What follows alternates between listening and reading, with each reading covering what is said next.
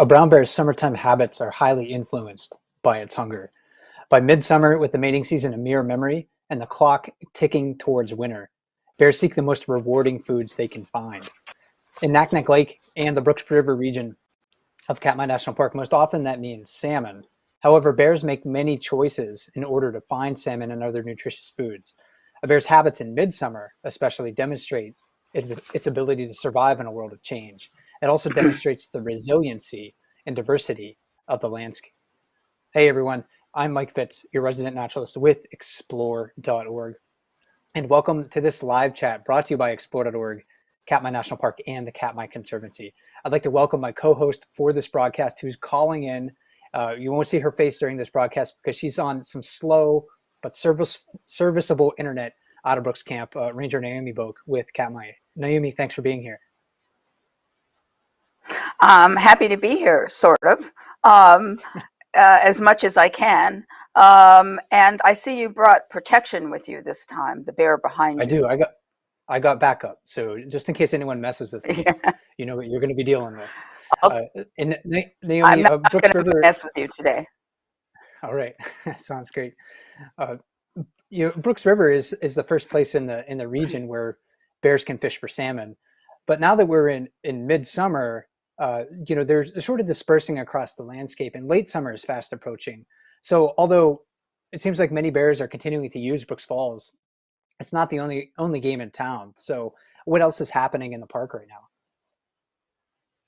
Well, Brooks River is not the only game in town, and the bears know it for many reasons. I'm going to cite one example from the beginning of the season, which is Lefty, who showed up when the salmon weren't here yet, looked around, and went off to better hunting grounds. And of the bears who've been coming here for many years or wandering around here, they know where to go, when the fishing is here on the Brooks River. There are many smaller streams and that are not that far away, and many of them learned about these places from their mothers. Family-friendly kind of places. The boys tend to go there, and you may have noticed already that some are missing in action. Bear 435 Holly and her cub, Bear 856, Bear 32 Chunk, and Bear 504. And these bears just didn't give up. They're fishing elsewhere. And we often talk about how opportunistic and smart bears are. And this really is a good demonstration of that. They've got a mission now, and that is to get fat before they hibernate and before they have 6 months of starvation. And they're just not going to stick around where the fishing is tough. They're going to go where they can go. And there are these smaller creeks and streams not far away where the salmon are already spawning, and the water's not as deep. It's a lot easier for them to fish. So the salmon run is waning, and they go to the headwater streams and creeks that are nearby.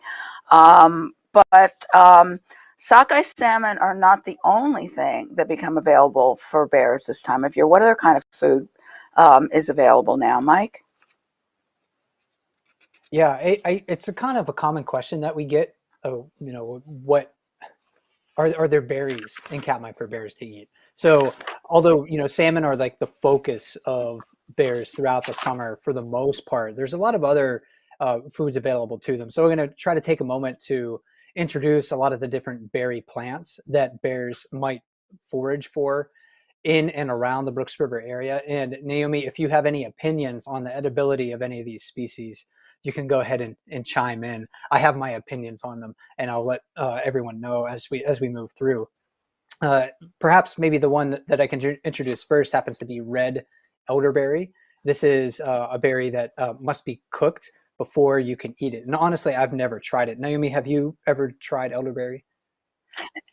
No, I'm a little chicken about flora that I don't know very well. There, for instance, a lot of the mushrooms that are beginning to pop up. So no, I have not tried these.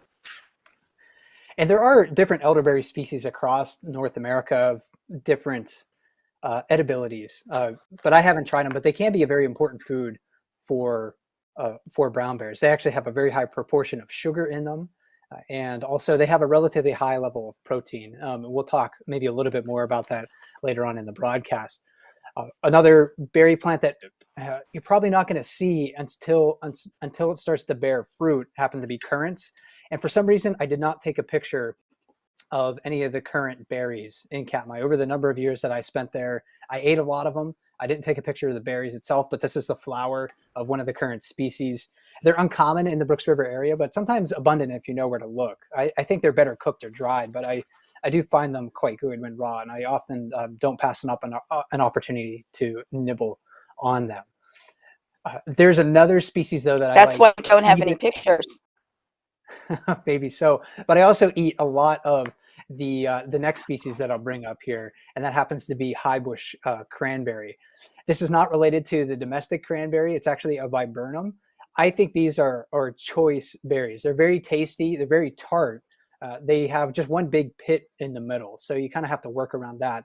But they would also make an excellent jelly. They're also great fresh. So I love eating high bush cranberries. And right now, Naomi, they might be pretty ripe going up Dumpling Mountain. I don't know if you've seen any around camp.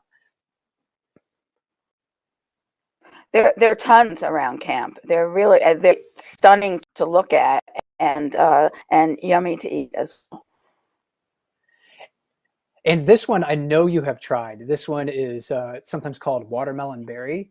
It's a member of the lily family. Twisted stalk is its other common name.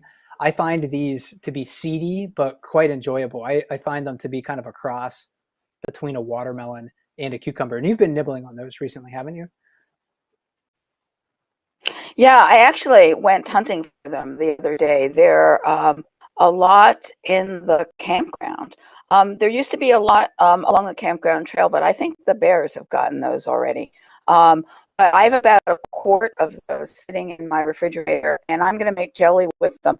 They're a little bit sour, but they also have a lot of pectin, so they make good. And I always look forward to the watermelon berries.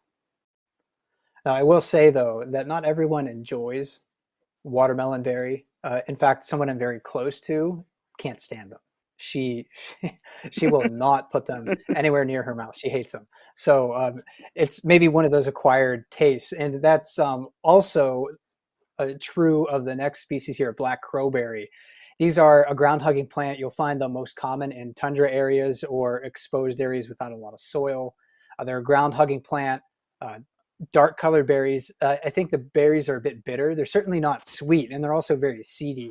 So this is an acquired taste. They're good to munch on. The bears certainly enjoy them, but they're probably better mixed. If you were to do anything with them, probably better to be mixed together with other sweeter berries. Naomi, I don't know if you've heard anything about the crowberry crop this year and how it's doing.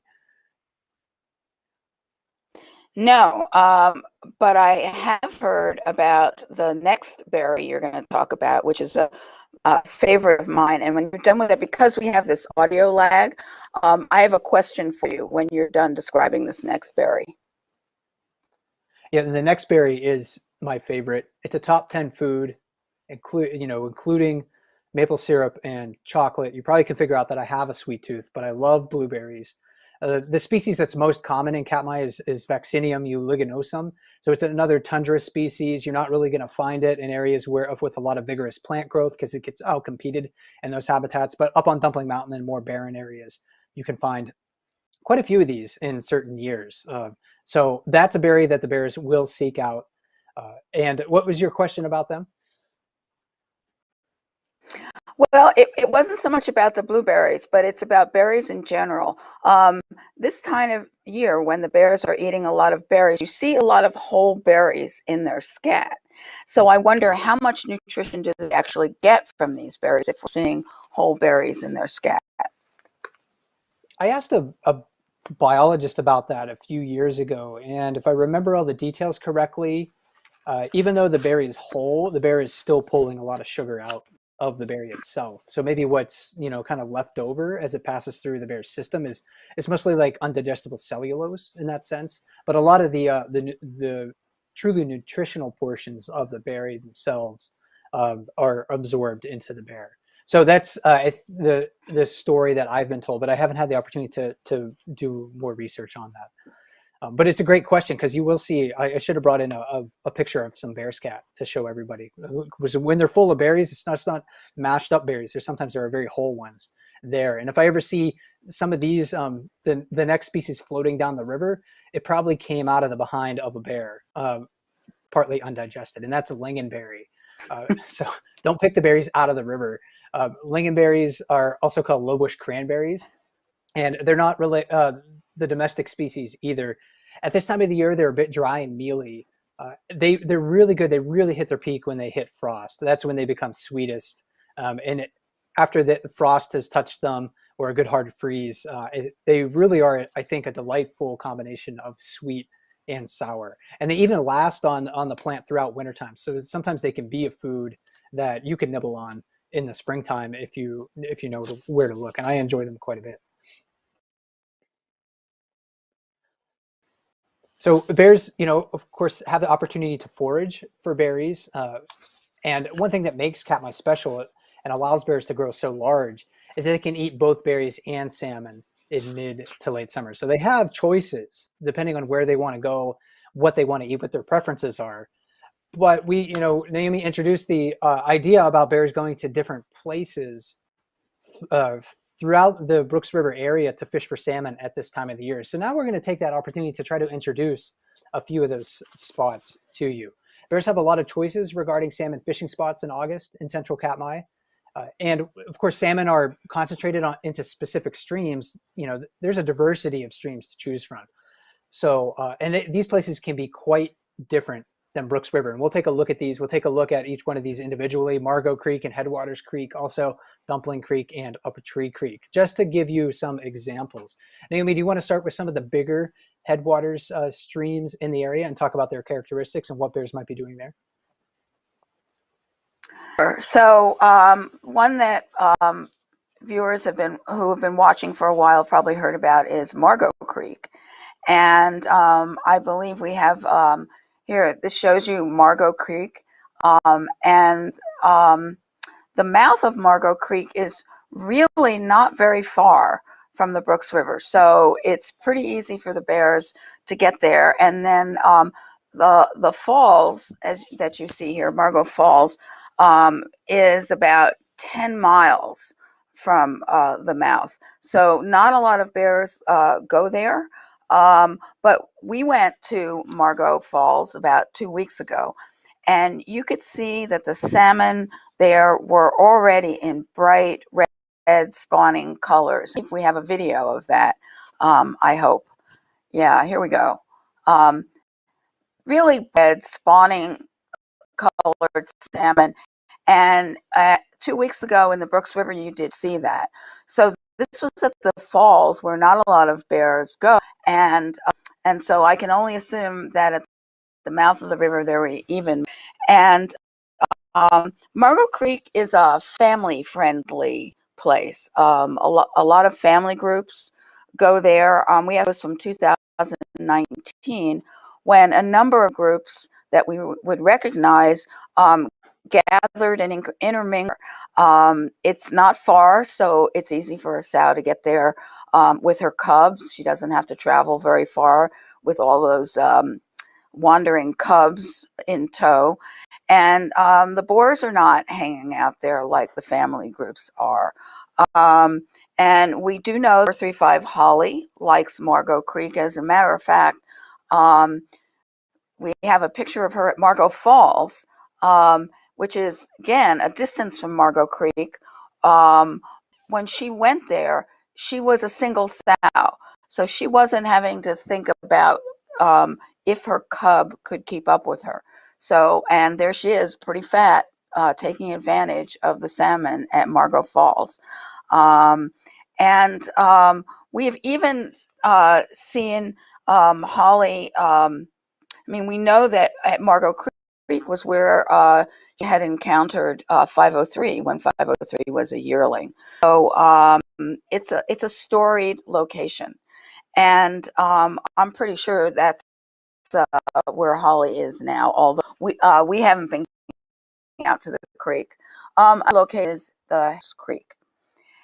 And this is a popular location because it comes out of Lake Brooks. And Lake Brooks is a place where bears frequent really all during the season. And so it's a place that they would easily find and know about and meander to when the fishing is not so fruitful along the Brooks River. And just recently, this week, with rangers spotted 4 bears, including a family group, right on Brooks Lake, and they meander that beach. And because the headwaters creek and Margo are narrower, and that the salmon earlier there, it makes it just a lot easier fishing. So it's opportunities around and rest on their, they're going to be out there fishing. So where else might they fish, Mike? What other places have salmon right now? In contrast to some of the larger tributaries of the lakes, like Margo and Headwaters Creek, there's probably orders of magnitude more smaller streams that salmon are present in right now. Most of these don't have formal names. In fact, the streams that I'm going to mention specifically, these aren't place names that you're going to find on any official USGS topographic map. They're just kind of nicknames that park staff and researchers have given them over the years. But they're extremely important in sustaining the health of the overall salmon run and supporting the bear population overall. The first one that we'll go to is Dumpling Creek. This is about maybe a mile and a half north of Brooks River itself. This is a photo of an aerial photo of the outlet of Dumpling Creek as it empties into Naknek Lake. When salmon move into the stream, it's usually a late July and early August run, or at least it was in the past when I saw it there. And often the creek is less than a couple of yards wide, typically very shallow. I'm not sure how far upstream salmon can ascend it, but it's likely not far. I mean, it's a pretty steep gradient overall. But bears will fish at the mouth of it as well as in the forest nearby. And that is a stream that's available for some of the Brooks River bears. In fact, we know that Divot has fished there in the past. We saw her there in 2014. Another example of a stream that's that drains a larger area, but is also extremely important to bears and for salmon, happens to be a stream nicknamed Up a Tree Creek. So this is off of Lake Brooks. So many of the salmon who jump the falls and go into Lake Brooks, this is a spot that they have an opportunity to go to. So many of the fish that we see jumping might go to Up a Tree Creek. It drains approximately 29 square miles, and it's 15 miles long, but the salmon probably are only using the lower, probably third of that stream, at least according to a survey in the 1960s. It's also fairly small. This that past photo right there was actually one that I took at the mouth, where salmon were sort of staging right in the lake before they went into the stream. But the stream itself is small. It's only like 10 to 15 feet wide, maybe 10 to 14 inches deep in most places, although it does have some deeper pockets. So salmon find really great spawning habitat also in there, but they're also extremely vulnerable to bears. Bears will cruise up and down that stream. There's some pretty well-worn bear trails in that area. So even if you don't see a bear in the vicinity, that that bears are frequenting that spot. And those are just a couple, again, of the numerous salmon streams of that size in Katmai National Park at this time of the year. And I don't think we could really, overstate the importance of those small streams to sustaining the overall salmon population. Although, this isn't an issue in Katmai, many salmon streams are so small, like Up a Tree Creek or like Dumpling Creek, that one improperly built culvert in an area with roads could make a place like that inaccessible to salmon and migratory fish. So if you live in salmon habitat, whether that's in the Northeast US where Atlantic salmon are hanging on by a thread, or the West Coast of North America, even small changes to watersheds like this can have significant impacts to the wildlife and to the overall salmon run over time. So now that we've sort of introduced, I think, a few of those particular salmon streams in the area that bears might be at, I want to kind of introduce a different idea. Let's explore how bears might utilize those. Just as we know our communities and neighborhoods well, where we know where the best restaurants are, the safest places to walk, the quickest ways to get from one place to another, bears also have a keen knowledge of their habitats. And essentially they live like in a foraging neighborhood. And to maybe provide an example of that, we can think about a 2018 study that was done in the Wood Tikchik watershed, so kind of on the north side of Bristol Bay. This was done at Lake, if I get the pronunciation correctly, Lake Aleknagik. And we know that salmon in Bristol Bay are incredibly important to bears. But a lot of what we know about that dynamic really comes from a limited number of tracking studies done in the area and a few highly visible, but let's be honest, unrepresentative locations of bears fishing for salmon, places like Brooks River and Brooks Falls. That's an extremely rare sort of occurrence throughout, the areas where bears and salmon overlap in their range. So while bears or Brooks River are conspicuous, it's not representative of a more common yet inconspicuous fishing locations, like some of these other spots we've talked about at Margo Creek and some of these other smaller streams.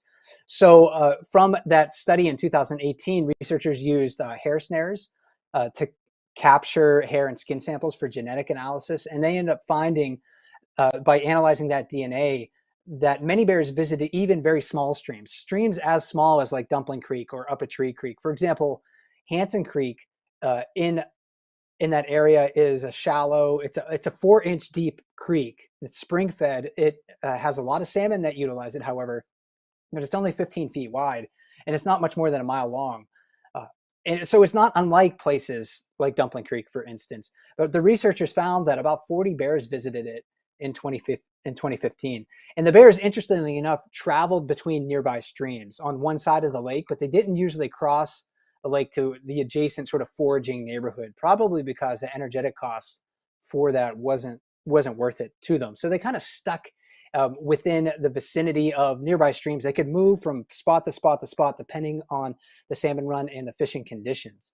So I think, Naomi, we can think about the different foraging, neighborhoods that Brooks River bears might utilize. We can think about them, just hypothetically speaking, going from Brooks River to Dumpling Creek to maybe a tributary of Lake Brooks, or Brooks River to Margo Creek, for instance. Brooks River gets all the attention, but places like that are super rare. I really don't know of another stream or river where bears successfully catch salmon consistently for months at a time. So those small streams that we talk about provide far more foraging opportunities for bears across a landscape. And the patterns of bear abundance and foraging behavior along those streams is really crucial to understanding the processes by which salmon nutrients and energy are transported across the landscape, and also how wildlife interacts with salmon. But there's an important dynamic that's going on at Brooks River that we've been witnessing this year and in past years recently, Naomi, and that's kind of how the timing of the salmon run might be shifting, and also how bears are utilizing Brooks River differently compared to the past. There seems to be evidence that the timing of the salmon run in Naknek River watershed is shifting, with the peak of the migration arriving a little bit later in July than historic averages. And we're not sure what that trend really might mean for bears, but clearly, Naomi, we're also seeing a shift in bear activity at Brooks River in midsummer. What are you seeing along the river right now? It's been a surprise to me just to watch it on the cams. Yeah, well, I mean, we certainly have seen a lot more bears fishing in the Brooks River. August 8th, we could 60 bears, including cubs, visible from the falls platform. I mean, that's just an incredible number in July and unthinkable in August. And just last week, I spent a lot of time at the falls, and it varied from 10 to 20 bears fishing at the falls, and it's late August. So now there are probably factors. The salmon run last year and the year before, 2 years that I've been here, arrived June 19th or 20th. This year it arrived 3 weeks later, and also was sporadic. So you'll see, yesterday I was on the lower river and I still saw salmon coming in to the Brooks River and migrating upstream. And that's different. And the bears are learning this. And not only have we seen more bears the falls this year, but we're we're um, we're also seeing it in the several years past. Um, there were bears fishing here in August last year, I think for the last maybe 3 or 4 years. And we haven't quite changed our expectations about what the bears are doing. They're shifting their behaviors because they are changes in the environment and the ecosystem. And I don't think we're reacting quite as quickly as they are. And I'm not sure if there is related to maybe a later silver salmon run that we get, and maybe that's enough to keep them around, or maybe because the salmon runs have been so strong in the past few years, they don't want to waste the energy to travel very far, and they'll try their luck with the Brooks River. I don't know. I mean, Mike, what other factors do you think are keeping the bears around, changing their behaviors? I mean, they're quick to pick up on these changes, and I think we need to learn from them. Yeah, I wish we could ask them. I do think overall it's a variety of things like you've been talking about. Strong salmon runs, maybe lighter salmon runs arriving later. Maybe the bears are just kind of learning that they can fish here in August. Perhaps like the cohort of bears in the past for some reason had such great success elsewhere that they decided, yeah, we're just not going to hang out at Brooks River in August. There's salmon there, but it's not worth our while. So we're certainly seeing a shift in how bears are using Brooks River. That's really not the only sign of change on the landscape, however. In fact, the timing of not only the salmon runs might be changing, but also the berries ripening on the landscape too. In fact, a study from 2017 on Kodiak Island found that elderberries, those aforementioned ripe elderberries, those red elderberries that I mentioned, they're ripening earlier during summers that we currently consider to be warmer than average. But those same summers will be probably average or cooler than average by the end of the century. So when berries are ripe at the same time that salmon were available from this study on Kodiak, surprisingly, the researchers found that bears left salmon streams to forage for berries. And that decision, might seem kind of counterintuitive because salmon are a more energy dense bundle of food, but bears often seek to optimize the amount of nutrients they consume. And this is kind of a fascinating thing about their biology. Elderberries are really high in sugar, and they're also about 13% protein. So bears can gain weight on them rapidly, even if they have to work a little bit harder to forage on them. And when bears can mix their diets with a combination of salmon and berries, then they can gain weight faster than either of those two foods alone. So sometimes bears might choose, hey, I need a little bit of other nutrition in my diet. I need a higher amount of sugar, for instance. So maybe I'm going to go and forage on berries, even though I might have these salmon available. And historically, on Kodiak Island, those foods were spaced out across summer. So on Kodiak Island, the salmon arrived before berries, at least in the section of Kodiak Island where that study came out of. But as the climate warms, berries will ripen earlier in summer, and the availability of the foods between berries and salmon, they might overlap more often. So there could be a point when bears are commonly faced with a choice. Should I fish for salmon or should I go eat berries? And it's not that there's just, berries and salmon in Katmai or Kodiak. It's really the breadth of the availability of these foods. Those foods are spread across a great swath of the summer, and they allow bears to grow large, and they allow bears, or the habitat, excuse me, to support high densities of bears. So climate change is really rescheduling nature in a lot of ways, and the timing of the salmon run and the berry production that we're seeing in these areas is just one example of that. And as we kind of conclude our main part of the broadcast here, before we get to some audience questions, just one final thought that I had about this. We often talk about the resiliency of bears a lot on Bear Cam. We talk about how bears are resilient in their ability to cope with competition, with injury, with changing conditions. Yet another and just as important aspect of their resilience is their knowledge of the landscape, the habitat, their home ranges, where they can find food, and when they can find food. They have a very great memory for that. So they utilize much of the landscape to make a living, and especially in midsummer, as they're traveling through their neighborhood to forage for salmon and berries. And the landscape is resilient as well. Not all salmon, not all salmon streams, I should say, in a watershed support fish in the same way or at the same rate. So if one stream in an area like Dumpling Creek, the run there peters out, then a bear might be able to go back to Brooks River, or might be able to go to Upper Tree Creek, or it might go to Margo Creek, for instance. So the importance of those small streams that we highlighted really can't be overstated. And the midsummer life of a brown bear in Katmai really does illuminate the landscape's diversity and resilience. It also shows us how bears use their knowledge of the land to make a living and survive in a world of change. And bears are adapting to those changes as we see them right on Bear Cam. So Naomi, thanks for your insights so far today. I know your audio has been a little bit rough, but it's been great to hear that insight with you. Do you want to tackle a few viewer questions for me before we sign off for the evening? Sure. I had one more comment before we go into questions, which is also we should observe the bears' behaviors as individuals as well, because their individual characteristics and behaviors will help dictate their choices in terms of what they take advantage of. I mean, for instance, I'll give you an example. I think about 747 and how he has stayed in place. Now, maybe his size and that he doesn't want to move that girth very far. He doesn't need to move that far to be successful. But I think it's another thing for us to observe when we're watching the bears in this time of year is individual choices they're making and what's influencing those individual choices.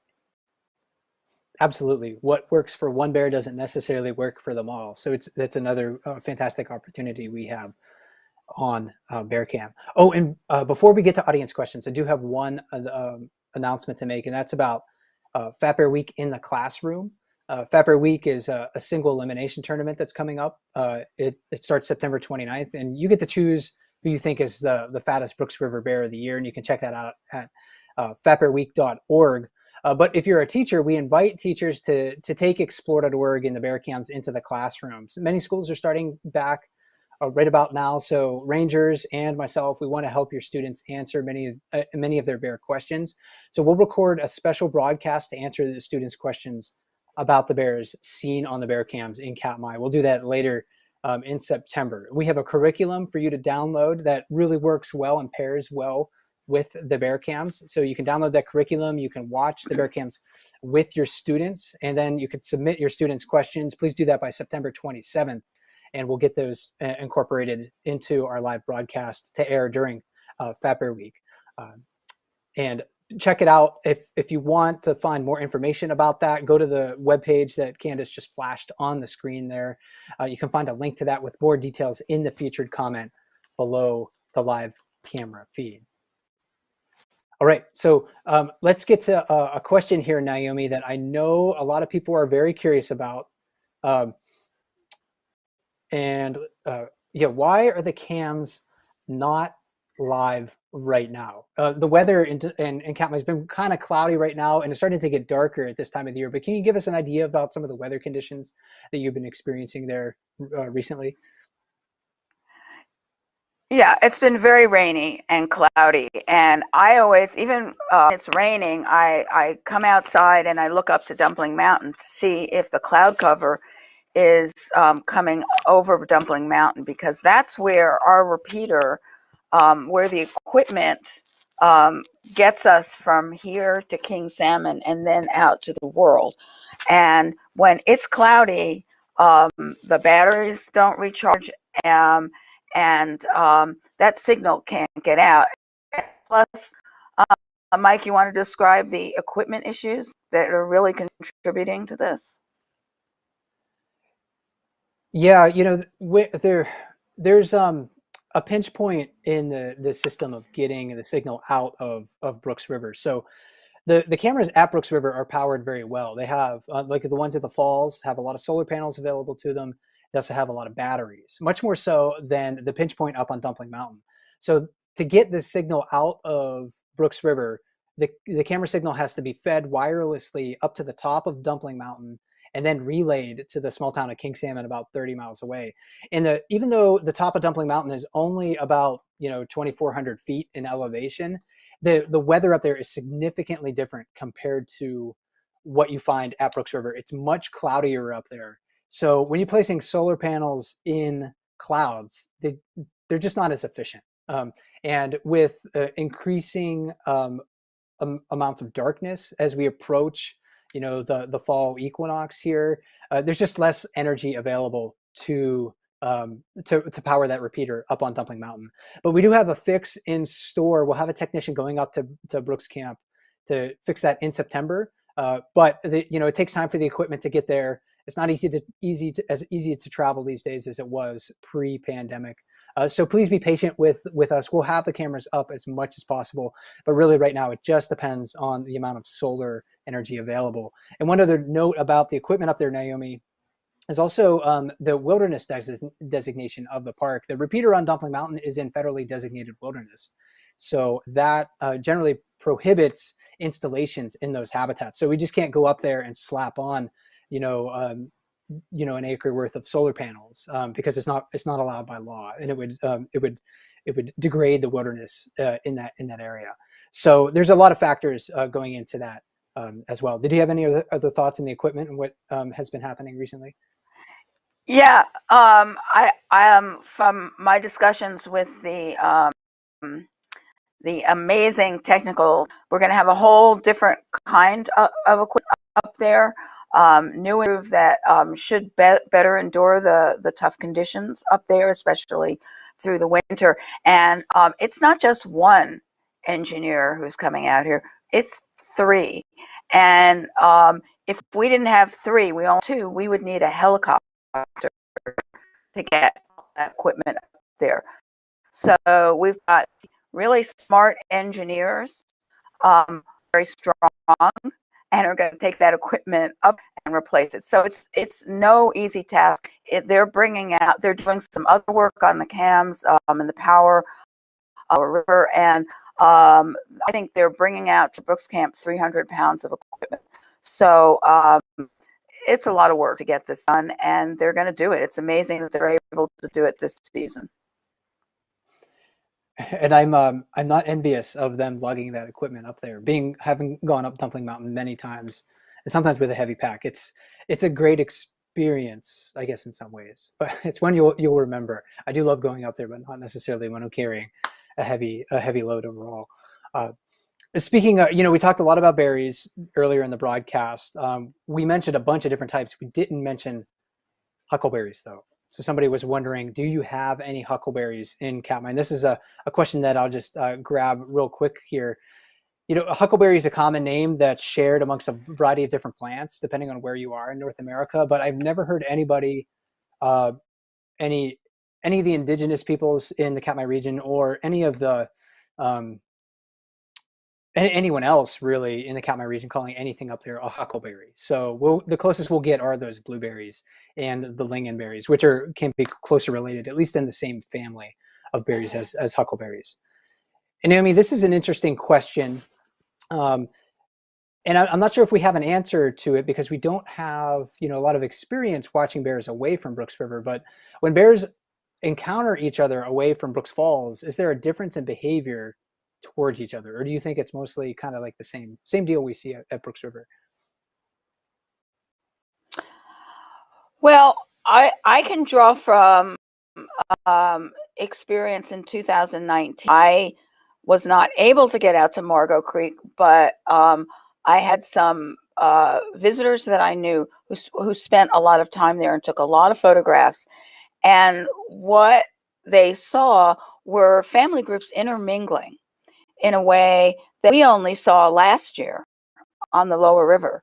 So it must be a little relaxed atmosphere because anyone who's been watching the cams recently and seen the behavior of sow with cubs, like 128 and 84 divot, they're not exactly happy about their cubs being around other cubs and other groups. So I think there is a different behavior out there. What do you think there are good reasons for that we might know?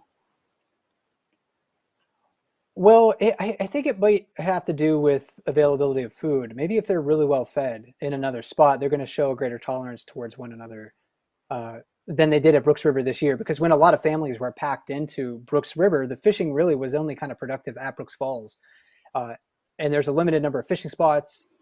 It's maybe it was more difficult for the families to get well fed. And if a bear has a full stomach, it's more likely to be tolerant of other bears around it. Not always, but more likely. We saw that example last year at Brooks River when there was just so many fish that all the bears got their fill all of the time. So maybe the salmon run into Margo Creek this year was fairly high, and it kept the bears well fed, and that allowed them to um, to express some of those greater levels of tolerances, things that we didn't see at Brooks River because we saw them competing for food more vigorously at the falls this year, without going to Margo Creek and really looking at the salmon run closely and observing the bears more closely. I can't say, but that's my my best guess overall.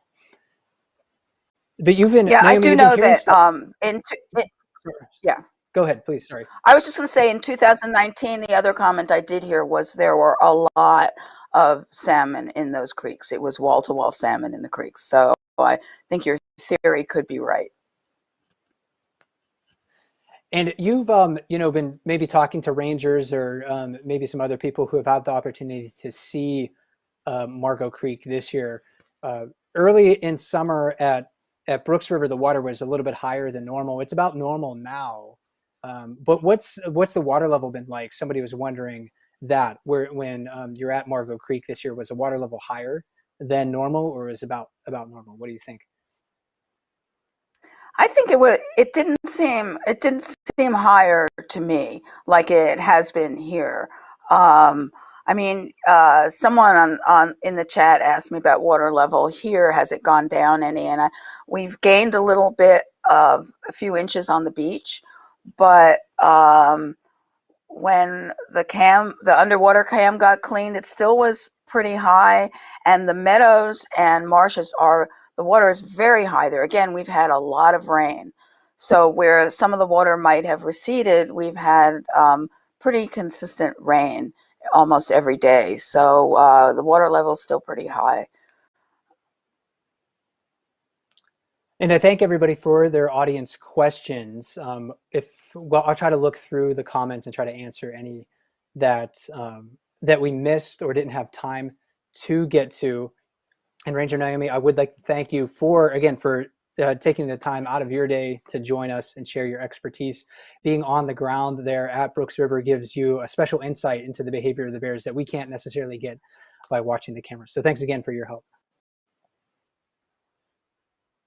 Great to be here, and I'm glad you didn't have to pick 128 on.